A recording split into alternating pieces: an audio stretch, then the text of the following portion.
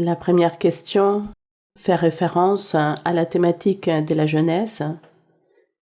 Je voudrais approfondir sur certains aspects qui sont vécus dans la jeunesse. Je peux dire qu'ainsi, dans certaines occasions, les jeunes, afin de suivre la mode des nouvelles tendances et à cause de rencontrer différents types de personnes dans leurs études, dans leur travail ou quel que soit l'entourage où ils se trouvent ou à cause de la technologie, quelles recommandations on doit tenir compte pour que nos actes ne soient pas extrémistes mais plutôt modérés et ainsi les gens du monde ou les gens externes ne voient un apparent mauvais témoignage car à cause du fait de savoir que nous sommes de l'Église, les personnes peuvent considérer que nous ne pouvons pas nous comporter de telle ou telle manière, que nous ne pouvons pas avoir certaines amitiés car il y a de malinterprétations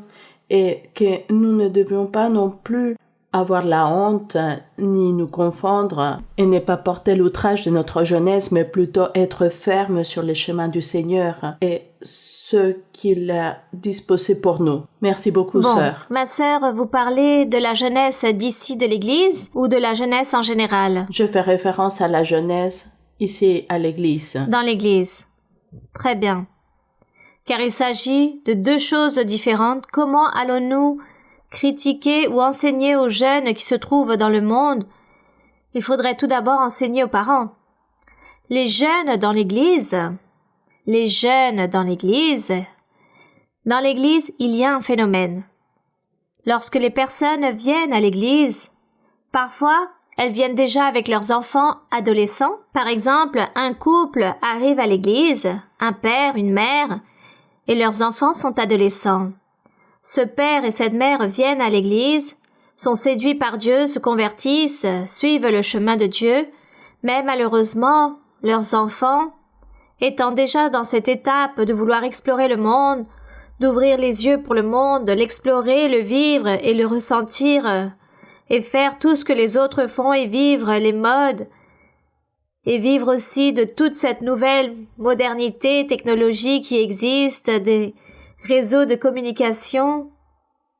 Tous ces médias, nous connaissons même déjà le monde sans avoir besoin de voyager grâce à tous ces médias de communication. Donc les jeunes veulent profiter de toutes ces choses et les parents qui se convertissent à Dieu souffrent car ils se demandent « Que dois-je faire parce que mes enfants ne veulent pas venir à l'église ?» Il faut donc lutter, prier et supplier Dieu pour que nos enfants viennent à l'église et commencer à les évangéliser dès le foyer, dans la maison, leur parler. Nous avons connu l'église, nous allons à l'église, nous t'invitons. Pourquoi? Pour que eux aussi reçoivent les bénédictions de Dieu et un jour puissent devenir responsables devant Dieu. Si nous parlons des parents où les couples viennent à l'église avec leurs enfants en bas âge, 6, 5, 8 ans, on peut encore les élever et on peut enseigner à ces enfants de croire en Dieu, de déposer leur confiance en Dieu. C'est pourquoi on dit dans les églises, les enfants aussi, on doit leur donner la prophétie pour qu'ils puissent commencer à connaître la volonté de Dieu, pour que Dieu leur fasse aussi des promesses. L'enfant va comprendre peu à peu et va être séduit aussi par Dieu et à l'âge adulte ou adolescent, il ne va plus s'éloigner du chemin de Dieu. Certains s'en éloigneront, mais généralement ils suivent le chemin de Dieu et continuent à vivre sous cette crainte du Seigneur.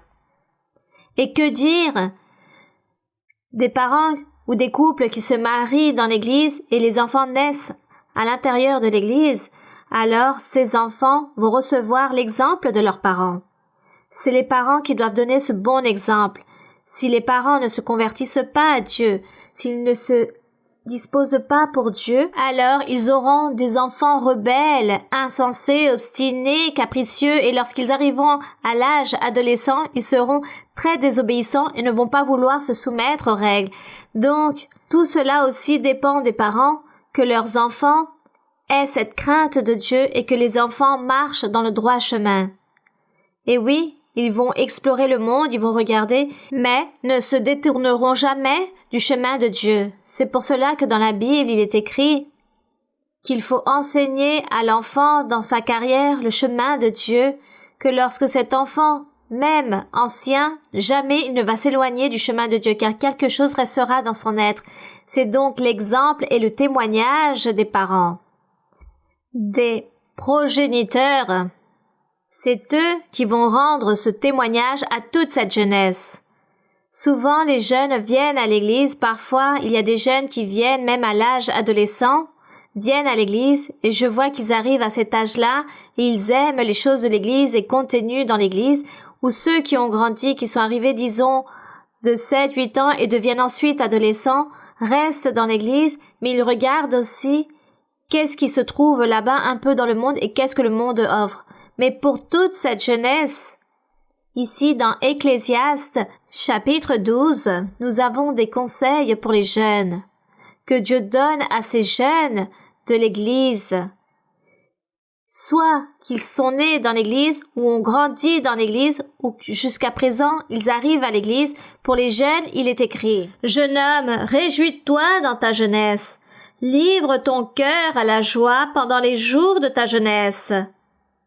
Marche dans les voies de ton cœur et selon les regards de tes yeux. » C'est-à-dire, regarde ce que le monde peut t'offrir.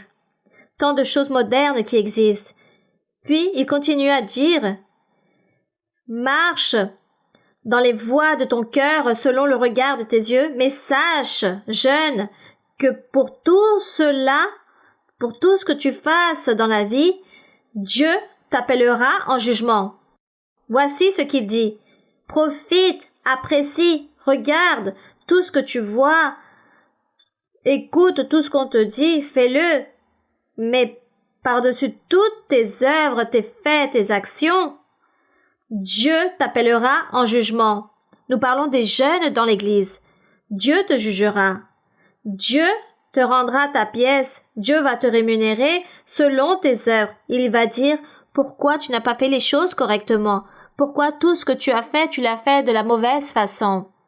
Donc on dit que Dieu, à ce jeune, lui réclame comme s'il s'agirait d'un adulte, comme si ce jeune était un adulte. C'est pourquoi il dit « Bannis de ton cœur le chagrin et éloigne le mal de ton corps. Ne fais pas la méchanceté, ne réalise aucune iniquité. Ne sois pas méchant, car la jeunesse et l'aurore sont vanité. » Cela veut dire qu'il s'agit pour un instant.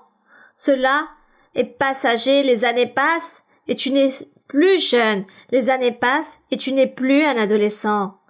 Mais tes mauvaises actions sont restées et par-dessus ces mauvaises actions, Dieu te jugera, t'ôtera des bénédictions, tu ne seras pas heureux dans la vie et Dieu te châtiera. Voici ce qu'il est écrit ici. Comme le temps passe, il devient un adulte, cela est vanité, qu'il se rappelle que selon ses faits, Dieu va le rémunérer. Donc, les jeunes aussi ont la responsabilité de se convertir à Dieu et ont la responsabilité de faire la volonté de Dieu.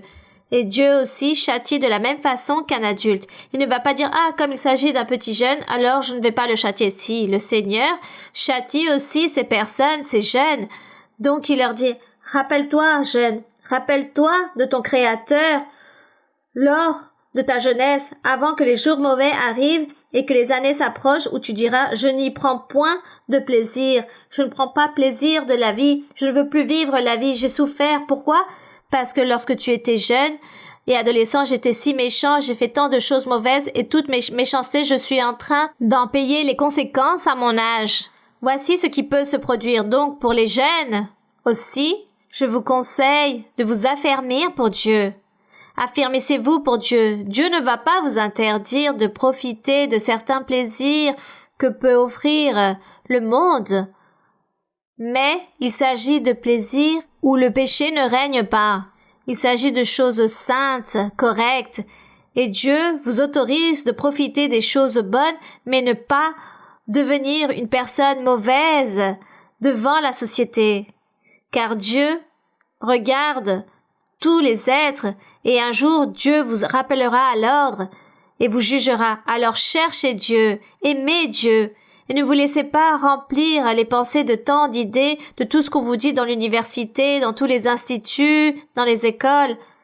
N'allez pas croire tant de philosophie ou tant de choses que l'homme ou que l'adulte veut montrer, car cela va vous nuire. Le jeune de l'Église doit être réaliste, lire la Bible, être très réaliste et essayer de faire que Dieu soit avec lui et que Dieu lui enseigne aussi. À beaucoup de jeunes, Dieu les a bénis grandement, leur a donné les dons spirituels, leur donne des révélations. Nous avons des exemples de jeunes ici qui ont triomphé dans la vie, comme Timothée, comme Tite et Philémon.